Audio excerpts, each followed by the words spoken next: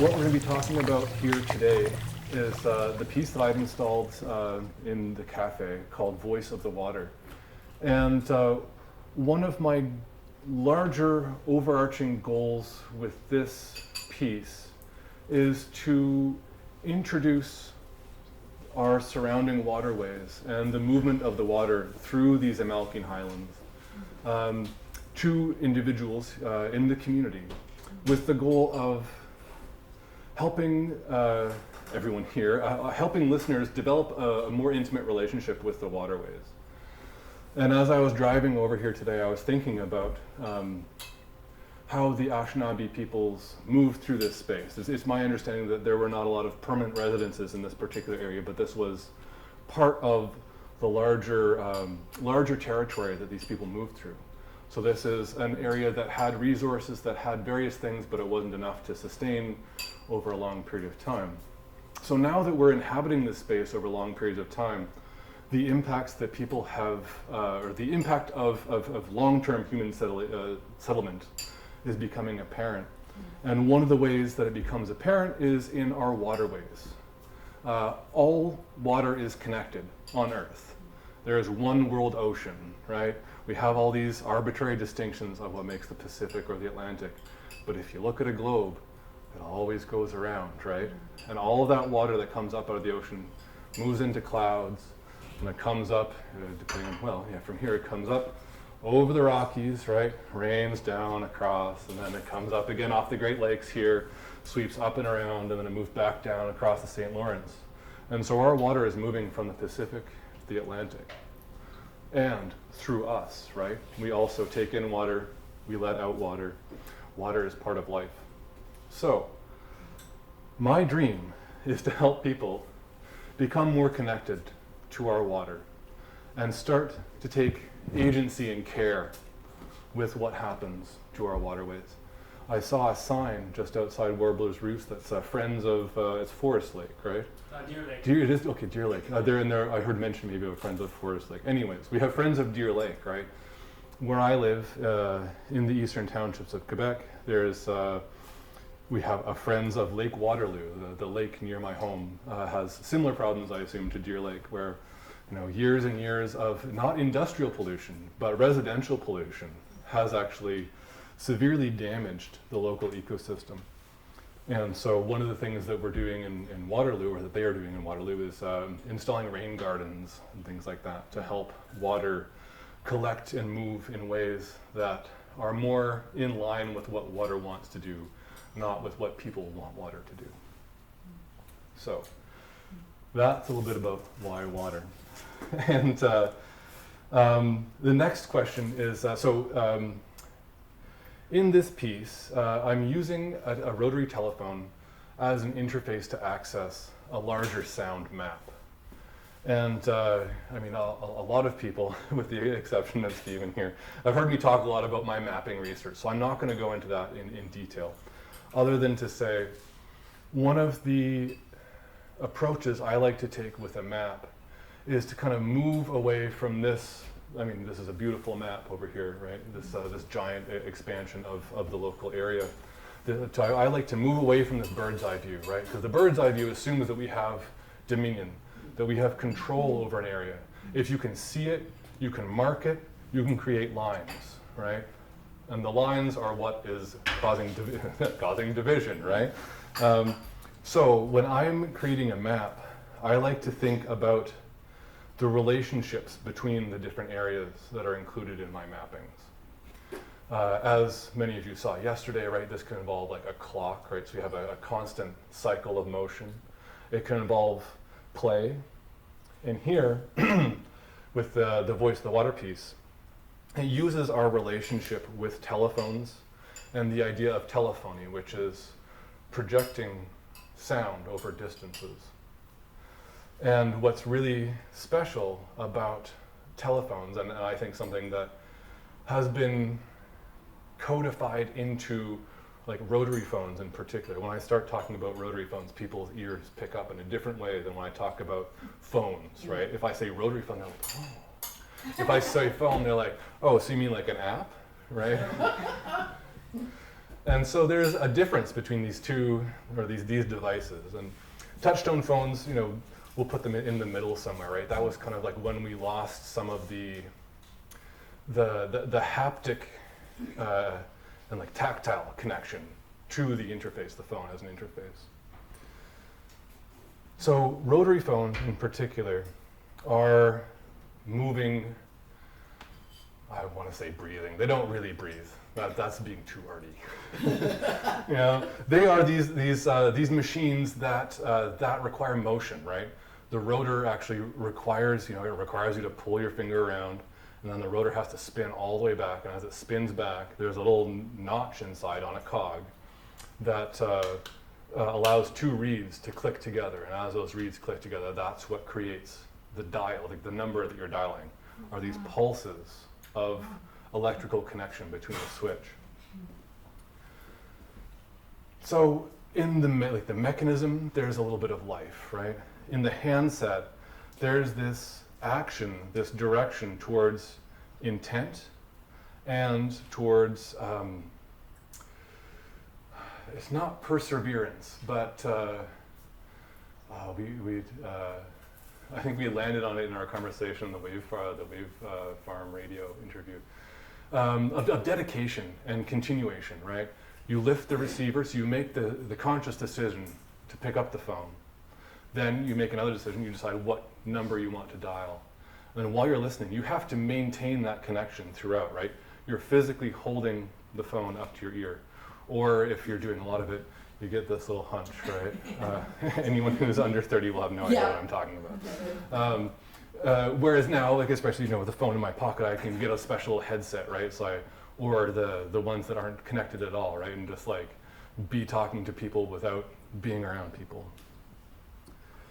Another thing that makes rotary phones particularly interesting is they are tied to a period in time when we didn't have personalized telephones, right? We weren't carrying a means of connection around with us in our pockets all the time. If you wanted to reach someone, you actually had to reach out to a place, a physical place that you thought they were. And they may or may not be there, right? In my 20s, I had a friend who, you know, was couch surfing, right? And the only place you could really get a hold of him was by calling his favorite bar and asking if he was there, right? So like, that is how I would call my friend. It's like, I'd call in the bar, I was like, hey, you know, is Nigel there? And they'd be like, let me check, you know, no, but we saw him like, you know, an hour or two ago. He said he was going here. So, you know, it was these ways of making these connections, but connecting to a particular place, right? Not connecting to a particular person. Yeah.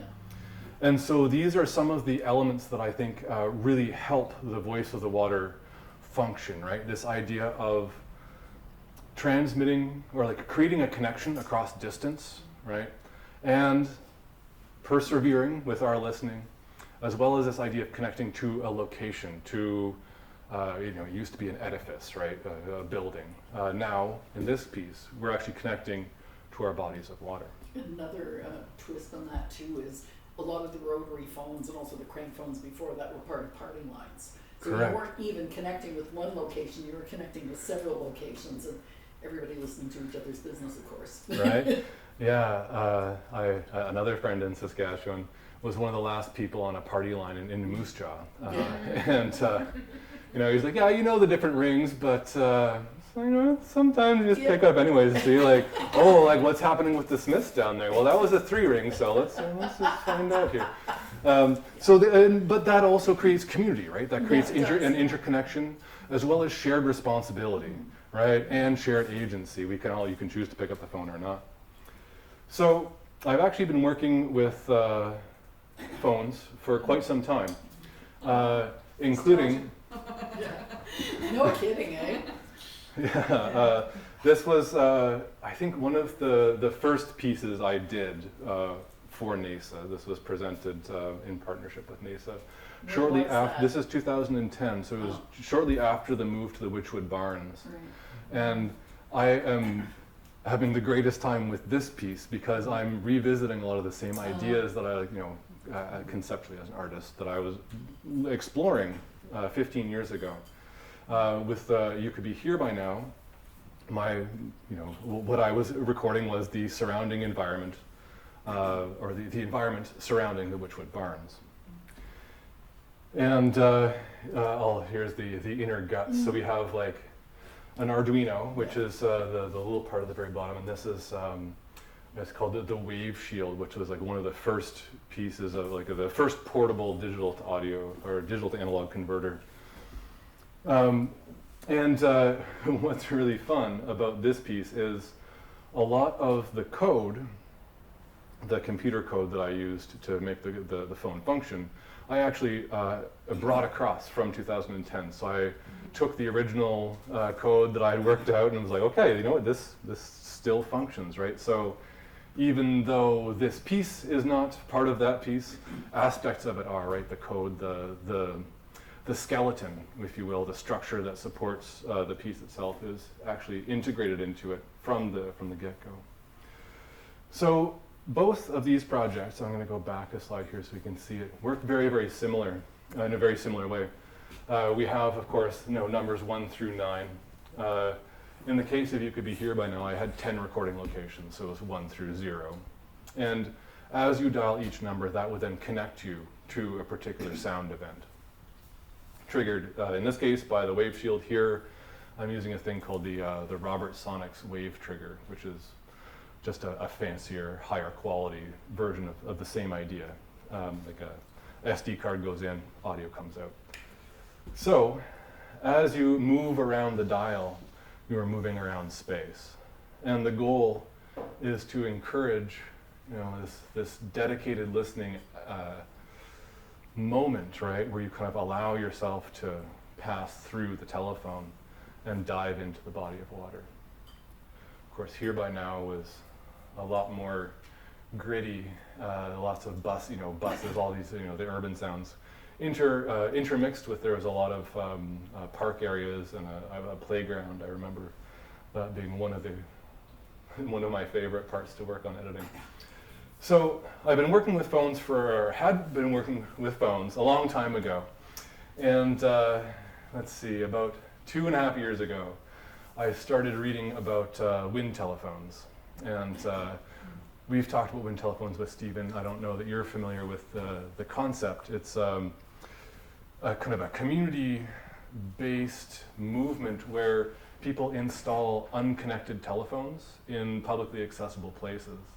And then individuals can go to that telephone and dial a number of a loved one or a despised one, someone who is not physically present, and talk to them through the ether, through this unconnected phone. So it's a method of connecting to something kind of beyond, using this same ontology, this way of knowing that's tied into the telephone, right, of extending our ear and as such a portion of ourselves through wired or wireless communication methods. So I was thinking about the wind telephone, and I was thinking a lot about how to get people to care about the ecological crisis that's happening. Actually, I started reading Claude Schreier's. It's a podcast, but I found it easier to read. Just that's how I like. Anyway, so I was reading his podcast called the Conscient Podcast, and one of his prompts. This is around the same time that I was learning about wind telephones. Was like, what can we as artists do about the current climate crisis? And I struggled with that. I was like, what? Like, I work in a technologically robust milieu, right? My art form requires a computer. It requires all these consumables, all, like lithium. It requires all kinds of weird resources that are, generally speaking, built. They're built to break, right? It's not built to last. So here I am in my resource-intensive practice, like struggling with what I can do about it. And I was like, well, at least I can use the resources that I have to help people develop this more direct, intimate relationship with their surrounding environment. And so I developed a piece called La Voix de la Rivière, which I installed 1 year ago, less 2 days. It was on World Listening Day 2014. And this was a telephone piece that the telephone connected to a live stream of a hydrophone that I installed in a river running behind my house.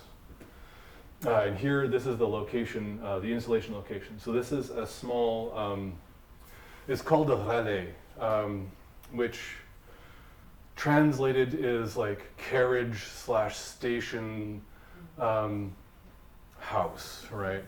So it is, this is a replica of the train station that once lived in this park. So where I live, they decommissioned all of the short line railroads in I think the 1970s. And thankfully, a forward-thinking individual said, you know, we have all these great flat, maintained pathways that no longer have any railroads, like, you know, railroad tracks on them. You know what would be cool? A bike path. Yeah. And so they built this gigantic network of bike paths that goes everywhere the train used to go. So it serves all of the small municipalities. My town of Warden is 300 people, and it had a train station. It no longer has a train station, but it does have this relais, which serves not only as like a marker of this particular time in history, but also as a meeting place for cyclists who will come up off of the bike path, come up the hill, and have a little lunch. And so, in partnership with the town of Warden, I was able to install this telephone inside of this kind of communal meeting place. And my goal there was to connect people to the river that they had literally just biked, just ridden across. There's a small trestle bridge, and then about 200 meters, and you go up the hill, and that's where the station house is. And so I had installed the hydrophone, about 50 meters up from that trestle bridge, so you actually could see it if you were looking just right, because I camouflaged it slightly. So here's the hydrophone, and that was running through a short-range FM transmitter, which is here in its little hutch, which was powered by a solar panel. And this piece was, like, I think, very successful. It was up for about 3 months, and I had over 300 individual listens. I built in a system that counted every time the handset got lifted up. And so that allowed me to, from a distance, kind of keep track of what the engagement was like. So that runs to approximately 3 lifts a day, and we'll assume that it might be more than one, one person might lift more than one time. Still, we're looking at like 100 different visitors over the course of 3 months. So I proposed an iteration of this to NAISA, and the response is, well, it's like kind of complicated because we don't really want to put up a solar generator. I'm like, okay, fair enough. Yeah. So as we talked back and forth, the idea of kind of revisiting the sound map and housing that within the telephone evolved. But there was the issue of collecting the sound, right? It wasn't feasible for me personally to come and be present for the recording, nor did I think that was particularly appropriate, right? I'm not a resident of this area. I don't want to come in as the sound expert, right? I know all about these, that is not me. That is not me. So Darren had the idea of, like, well, we have some hydrophones, and we could probably collect the sounds for you and then just send them over the internet, and you can edit them and put them in the phone. And then I was like, yes, right? So my goal with we'll stay here before we get into the messy desk. One slide off. So the goal of it is called the Sound Fishing Initiative, which is empowering the local community members to explore their own waterways. So this is now approaching my initial goal, the plan for this piece, from 2 different perspectives, right? Not only are you able to develop your connection to the waterways through the interface, but you can go and experience them personally, develop your own hydrophone techniques, and we are planning to integrate those sounds into the interface as time goes by. So over time, not only will the structure and content of the map change, but it will become more responsive of what the community feels about their waterways. And ideally, building that stronger empathic connection to this vastly interconnected network of water. So let's talk a little bit more about this telephone. So here is where I work. I consider myself, well, you can't see the really cool, messy one though. So I consider myself a tinkerer. I love to take things, I've been taking things apart since I was 8 years old. I remember the day our coffee maker broke, I was super excited. I was like, Dad, can I take it apart? He's like, well, I gotta make sure that there's no, like, you know, he was a very kind father and cared. So he actually got, it was like, you know, a little voltage meter and like checked the capacitors to make sure that there wasn't any residual charge. And I was like, well, okay, so you can measure these things? I'm like, all right. So I took it apart and I thought about what he did. I tried it again, you know, it still said 0. So I was like, okay, like, I'm learning. And over the intervening, you know, like 30 odd years, I've gotten better at it. And so the construction of this piece kind of took place with several different periods of work happening relatively concurrently. Once I knew that we were going to go ahead with it, I started pulling apart. I had a phone on hand that I had actually sourced as part of the previous iteration as my backup phone, basically, in case one broke. So I kind of checked that with Darren. He's like, yeah, that looks cool. I'm like, okay, great. So I pulled it apart, and then I started integrating the electronics. And here on this slide, you can see there's the Arduino. So it's the same, like not literally the same, but it's the same microcontroller body. This is a very simple, stupid computer. But it does just enough that you can accept input values from the cradle, and you can also accept input values from the rotor. And on this part here, I don't know how well you can see, there's the little red cog here. That is the switch that actually moves the reads that lets you know how many pulses there are. So when you dial the phone, this read switch makes an electrical connection that feeds through a little mounting block into the Arduino. And this switch here feeds through the mounting block into the other input of the Arduino. So it can listen for 2 different types of input. It can listen to find out, and I use the term listen.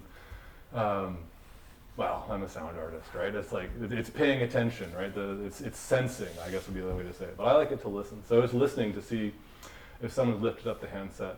And then it's listening to see if someone moves the dial. Once those things have happened, depending on what people are doing with the phone, that will send a signal by using a serial communication codec to this red square here, and that is the wave trigger. So that's the thing that actually plays sound. Since this was not my first telephone, I was able to make it a little fancier, a little neater, a little easier to pack and unpack. So this is very, very modular. If one part breaks, it's actually very, very simple to swap it out for another one. I did this for a number of reasons. One, it was kind of fun, right? And 2, because this is being installed long term, it needed to be modular. It couldn't be a black box, right? This is something that I want NAISA to have agency and the ability to change as time goes by. Or you replace the board. So you can replace the board if something happens. Like everything can pop out and pop in. You know, if the speaker on the handset goes, you can actually just unscrew the speaker from the terminals, and those terminals run through out into a TS jack here that plugs into the wave shield. So sorry, the wave trigger. So yeah, so everything is as open and transparent as possible in terms of being able to fix the guts. So that was step 1, was kind of building the physical hardware for the interface. So that patina there that's just like as the metal. In here? Yeah. So this unique Yeah, it really comes off nicely here. Yeah. It's like a 1970s vintage, or the era phone. And it's the first one that I pulled apart that had a solid state relay mechanism inside of it, or like the electronics were all encased in one large block that was transistor based, as opposed to caps and resistors. So that is actually the glue that held or there was glue, and I cleaned the glue off, and this is like the resulting oxidization from that process. It's fun going through old phones. You find all kinds of weird things, not like gold doubloons, but spiders and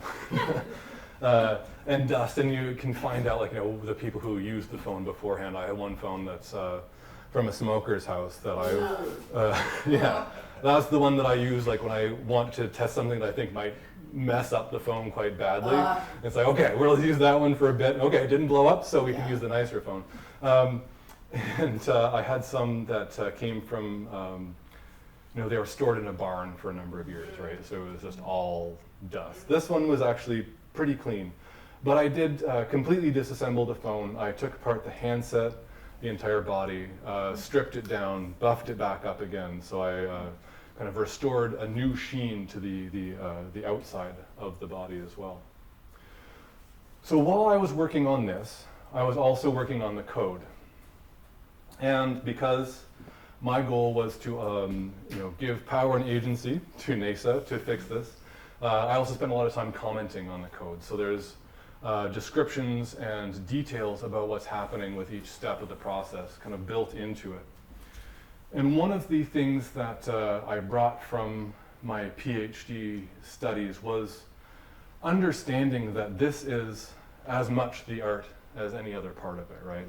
How I choose to make the things happen within these digital constructs. These can be creative choices, right? And as you can see from my file name, I started to enjoy myself in this process, and built not one but two different secrets into the telephone.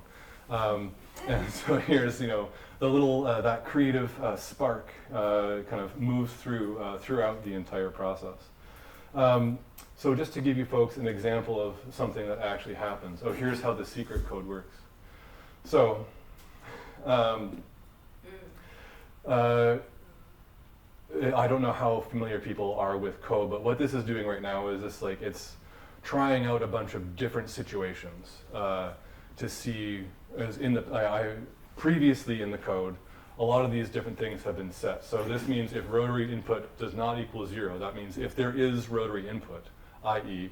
if you've lifted up the handset, if you've moved it, if you've turned the dial, then it'll start moving from its previous state, which was dial tone, into the state of playing. And then if secret 2 is engaged, which means it's going to play the kind of in the basic version. Booleans are weird. To make it false, sometimes true versus false. What is true? What is false? So even though it says secret 2 is true, conceptually it means that secret 2 is turned off in this moment. But so it will then look for what the sample is, and that's a variable that I've previously generated based on counting that number of pulses across that reed switch. So that number of pulses is stored momentarily inside of the Arduino, and then it comes into play once we have the idea that the rotary input has stopped, right?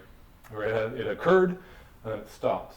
And then we can move on to our new state, which is called playing. Conversely, if we are actually in secret 2 mode, what it does is it plays a random track from within that particular location. So let's say you dial number 5. If you dial number 5 with secret mode off, or in regular mode, it will play the first track in that bank, track 50, which is each of them is a field recording only. Within the random ones, we start having these soundscape etudes that I've created. So the secret mode allows you to access 10 times more material. and to kind of get different perspectives on how that particular waterway sounds, combined with my own artistic interpretations of them. One of the reasons for this was that there was just like so much really great data that had been collected by the sound fishers that I didn't feel it was fair to try and bring it down to, 1 2-minute or 3-minute slice, right? I wanted this to act more like a regular rotary phone, where if you dial the phone, you're reaching the location, you're not reaching an individual. I didn't want it to be the same track every single time. I understood the need for that, thus the secret, right? But my preferred way to experience this piece is being able to kind of jump into that body of water and not know what it's going to be. So there's a little bit of the unexpected, the unknown that's going to you will encounter as part of this experience. And just, I guess, the last thing that's kind of in this section of the code is there is also the ability to dial a specific track. So if there's something you like or you want to find, you can indeed, you can dial the extension, we'll say, is the way of talking about it. So you can dial an extension to get to a specific track. You can choose to listen to a random assortment of tracks from that area, or you can kind of stick with the more basic mode and just hear one pristine field recording from that particular location. And field recordings are a mix of underwater and above water, or are they just one perspective? They are a mix. There are 3, I think, that are only hydrophone, 3 that are only ambient, and then 4 that are actually the 2 of them blended together. So we get, I think like Eagle Lake is one of the good ones, where you get some nice birds happening, because there's a very dynamic sound field both above and below the water. So I wanted to include both of those voices together. So next is the editing and track selection process. And as the workshop participants know, hydrophone sounds are quirky and have their own unique challenges. So one of my, I guess, as part of my operating procedure to go through this, I tried to work quickly because there was a lot of material that I wanted to generate for this process. So there is not the same care and attention that Nia Lockwood put into her piece, right? These are slightly less pure field recordings, but they are still evocative of that particular location. Part of this is also due to the technological constraints of the device itself, right? The telephone handset, the receiver has its own coloration. It changes the pitches, it has certain resonances, it has certain things that are dampened. And this is all tied to the development of the telephone as an interface, which was privileging the voice, right? It's designed to collect as much vocal information as possible through the carbon microphone, and then present that frequency band back again through the ear set. So there's not a lot of low end, for example. It's kind of interesting to me to listen to these tracks on speakers. I'm like, whoa, I didn't know that was there. And part of this is because I actually did all of the mixing, editing, and composing on a telephone.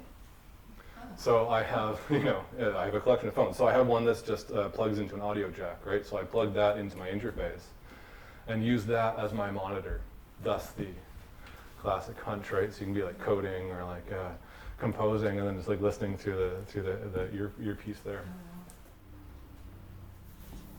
The editing of the field recordings, what I was looking for initially were parts of the recording that immediately stood out to me.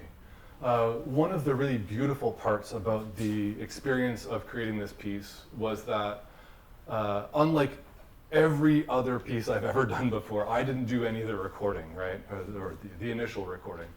I am I have a well-established field recording practice. So for me, there is, that being there in the moment that transcends into or subsumes itself into the tape, right? Into what I'm listening to later. This one, I didn't have that, so I felt at first detached, right? I was like, okay, I don't have to care about this, right? It's not my recording. I don't know what that means, right? Or that voice has no other significance, right? In the Bernard Lake, there is someone yelling really, really loud in this recording. It's like this. It's a great sound because I kind of approached it more from the musique concrète, sound as object, right? Though of course, like still contextually linked. And I shared it with Darren. He's like, oh, I guess depending on who listens, they might be a little cheesed. Just like, fair enough, right? Like, because me, I'm coming at it as like someone like out of province, even, right? I don't know who that person is. Though there is the chance that Sunridge isn't that far from here, right? So maybe I hope they do hear it one day. Half our customers are from Sunridge. Okay. So.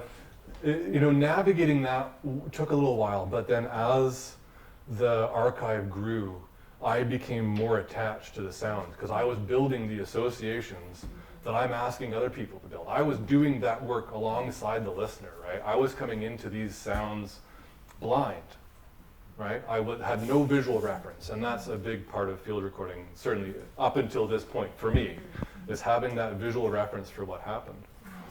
I'm wondering how that experience of the sounds being way out there in the eastern townships and then you arriving here, did you build up an idea about what this place was about prior to arriving here? So get this.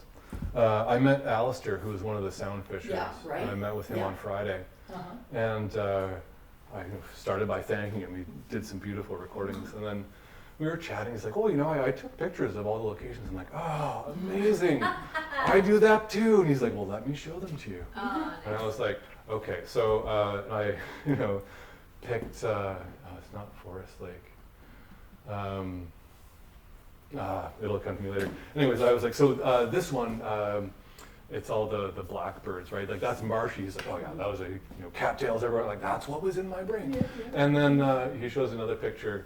And it's, I think, Distress River, where it was the two of you there, Darren, right? And you asked for the drive-by, Yeah. right? Alistair drove by for me. Yeah. And so he showed me a picture that no word of a lie was the mental image that I have of that recording. Of like Darren standing kind of by the side, like off the side of the road, like looking down towards the water. There's the gravel road behind him. Like it was the mental image that I had constructed in hearing that field recording. It was like, still, now I'm getting all straight, but I was cool. Distress as it's going under Boundary Road? Is that the one or further down? Under Pearsley Road. Pearsley, okay. Yeah. Yeah. In the Mount area. Yeah. Cool. So, yes, right? I have built associations with these locations through sound that actually, interesting enough, do kind of correspond to the actual real world environment.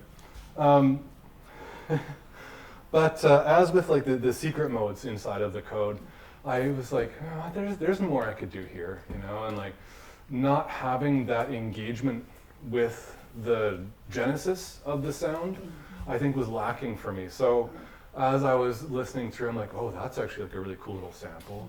I'm just going to put that in a folder, right? And then I made the larger chunk that I wanted to be the ambient recording for the location. I was like, well, that's cool too. I put that in a folder. And it's like, I bet you if I like that one, and then like if I look for some other things that are going to sound similar, so I all of a sudden had a big folder. And I was like, well, I'm going to start composing. So a lot of this, the composition for this particular piece was done in this software, which is called Kinaxis, which was developed by Stefan Smolovitz, who now lives on Salt Spring Island. But I met him during my master's degree at Simon Fraser. Fantastic artist, great coder. He, I think he realized that a lot of people really like this software, but I've been a sponsored artist of his since 2008. Like, so every time it updates, he would send me the unlock codes. But it's now free. I think he realized that people were using it, but it wasn't worth trying to get money out of it from people. So And it works on the current, or 2 or 3 Mac OSs ago. So it's updated for 24-bit audio, which like a lot of software from pre-2020, around there, doesn't work anymore because the industry, the computer industry, changed the kind of default for audio. So this is a great piece of software. It is currently available. It's free. I highly recommend it. And you can see along here we have these clangs are basically like little sound storage containers. Similar to like it works like or in this way it can work like a sampler. So you can like sample by attaching your MIDI device to the start button, it'll play through. You can loop it. So what I was doing in this particular one, yes, this is one we're going to listen to later. So this is a series of frogs that I kind of sampled just like 3 seconds, 2 seconds, right? So fairly short samples of these frogs going, boom, and then there's some birds in there too. These are birds here. So we have a couple of red-winged blackbirds there. So I basically, this is just a compositional tool that I know and like using, and it's so I started creating, and I was talking with Willie about this not too long ago. For me, there was something kind of missing in that listening and search, right? Of like trying to discover, uncover what was inside of it. So for a lot of the compositional etudes that I've included inside of the piece, they are process-oriented compositional models. I wasn't trying to create a specific melody or a unique sound form of some kind. I was looking to put together, I did a lot of phasing. So I would put together things that were slightly out of sync with each other and let them play out until the end, whatever the end was going to be, right? And then I would go back and kind of piece them up and recompose these longer processes into something that's a little bit better suited for public sound installation, right? There you're looking at 2 to 4 minutes. That's kind of like one of the maximum length of a piece that people will usually listen for. I also, after using Kinaxis for a while, was like, okay, this is my chance. Like I'm making a piece of our sound art. I'm going to use all this is my Studio Flex shot, right? So I was going to use all the different things that are in my studio, all the different softwares, all the different tools, new tools. I'm gonna dive into this, right? Get my feet wet. So there's some tape loops in there. I cut tape. I haven't done that in 20 years. And I looped tape. I ran things through pedals, right? So I was porting it out of my DAW and then through some analog pedals to get that tactile feel. You don't see here, I did another route that was going through like, antique reverb units and things like that. So it's like trying out all the gear, all the things I've been thinking about and working on over the last, 10 years. I decided to kind of like do a little example of inside of this. I was also really heavily inspired by the work of 4 artists in this compositional process. I was thinking a lot about Hildy's Kitts Beach Soundwalk, Hildegard Westerkamp, for those of you who don't know. And in that, there's this section where she's dealing with the waves on the beach, right? She's like, listen to these little crackles, and then she starts doing some dynamic equalizing, right? And over time, we bring out all the low frequency, you just get this like little, right? So like that texture, like as soon as I heard some of these hydrophone recordings, I'm like, Kitts Beach, right? So there's some EQing, right, to get just these little specific bands of things happening in some of these compositions. So also thinking a lot about Steve Reich and his work with phasing.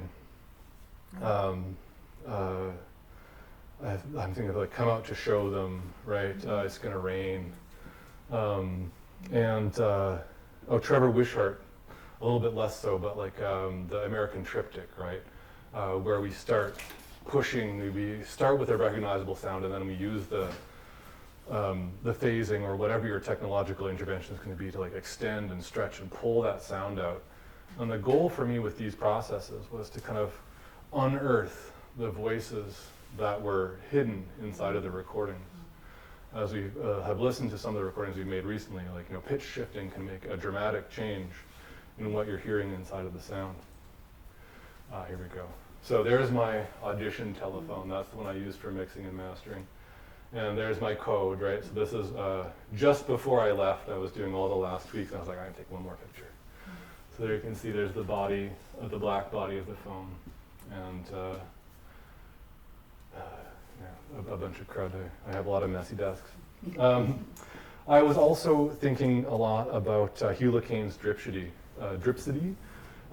which, you know, interesting that this whole weekend has been about like these weird threads all like kind of coming together, like stitching and making a little flourish, right? Like cross stitch, right? There's like little rows of Hugh LeCain there, right? So I was been thinking about Hugh LeCain for months, and Darren's like, oh yeah, of course, it'll be like. Yeah. And yes, and so that was one of the other artists that really inspired me in these etudes. In particular, his idea of building a study that was functional, right? LeCain never approached these things as like musical compositions, right? They were about demonstrating what his instruments could do. So I was trying to demonstrate what these various processes could do in terms of exploring this idea of trying to draw out different voices from the water. And finally, I was inspired by Barry Truax, who just last month got his honorary doctorate at Simon Fraser University. He was my supervisor during my master's degree and fundamentally changed the way that I approach composition and sound making. So all of my work is inspired directly by Barry's work. There's just this idea of always maintaining contextual links to your sound source, right? You can do whatever crazy transformations you want to do, it doesn't matter, but you need to make sure that you're still kind of keeping an anchor point to bring us back to the Friday's concert experience. An anchor point that grounds us as we move through whatever transformations are happening.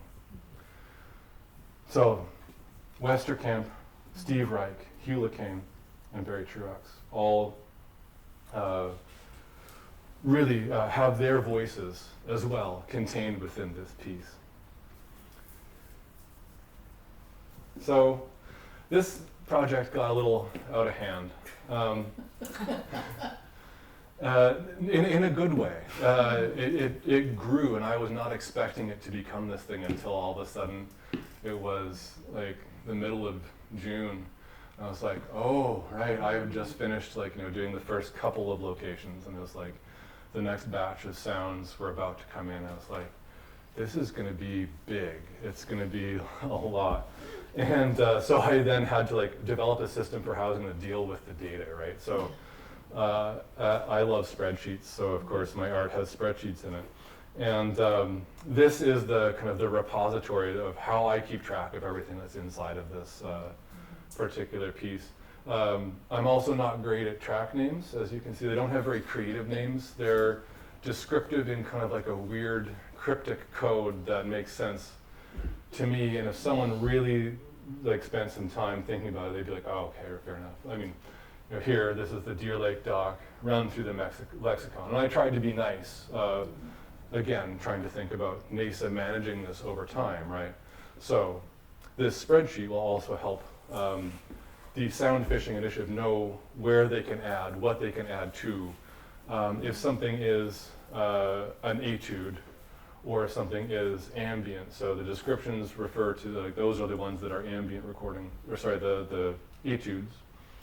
And things that are not, you generally don't have any description in them, because I was trying to provide liner notes, if you will, on what I had done to create that sound, also to remind myself moving forwards, right? In the end, there's just shy of 100 tracks inside of this piece. Yeah. There are, I can't scroll down here, this is just a screenshot, but we start at 10 because the way the code functions privileges the first digit of each track number. And that was, as you can see, the easiest way to kind of group all of the Deer Lake sounds are in the 80s. And then when you enact that secret mode, what it does is it randomly generates this second digit for you. In the super secret mode, you can choose what the extension mode, you can choose what that digit is going to be. Then, so for this piece, instead of using track or the 0 on the dial as another opportunity to listen to a particular location, I was thinking about, it says operator, right? This is where you go for assistance. Right. If you need some help with what's happening on this phone. Yeah. So I recorded a short statement that kind of explains a little bit about the piece, tells people how the secret mode works if they want to know that. Has all the thank yous. This is also a way of kind of moving, what is usually like a didactic panel off the wall. Right. And kind of integrating it into the world of this piece of art, right? This is about connecting. And so if you dial operator, you can connect to me. And I'll tell you a little bit about the piece. There's also a few other... We're going to change it to a feature, or we could just call it. Yeah, the other option is integrating that in. And one of the reasons that we left that open, so Darren and I did talk about this, is that, this way, since there is no location 10, we can use the operator function for whatever we would like. And there's some talk, maybe one day, of integrating a live stream into it. So this does open up that possibility of having like a connection, a direct live connection, as opposed to one that's been pre-recorded. So there was, even in my madness, there is method. And the rationale for this was not only to allow you to, for now, to connect to the operator, to get directory assistance if you need it, but also potentially in the long run to be able to integrate other ways of kind of like better fulfilling this this intimate connection, right? But I'm all about access and accessibility. I think one of the amazing parts about digital tools is their shareability, the spreadability of information. Yeah. And so I wanted this piece, I don't live here, right? None of my family lives here. I wanted to be able to share the work that I'm doing with the world outside of South River. And so I constructed a sound map, an online sound map, that contains some excerpts from the piece as a whole. And this gives you the ability to kind of dive into these bodies of water even from afar. And of course, once I had plotted them on the map, I was like, oh, you know what? This looks like a telephone dial, right? We have this lovely little circle, right? Yeah. And so Yeah. up until Thursday night, the tracks were in, the track numbers were assigned based on the order in which Darren and the sound fishers had visited each location. And so I was like, well, that's cool, and like I did it because that's what we had a list and I went with it. But let's make the list make sense. And so now, if you dial, number 1 is Lake Barnard, number 2 is Lynch Lake, 3 Forest Lake, 4 is South River, 5 is also South River, but the dam, the Cascades, right? Then 1, 2, 3, 4, 5, 6 is Eagle Lake, 7 Commander Creek, 8 is the Warbo's Roost Dock, and 9 is the Distress River. So we actually are kind of following around the dial as we move around the map. I'm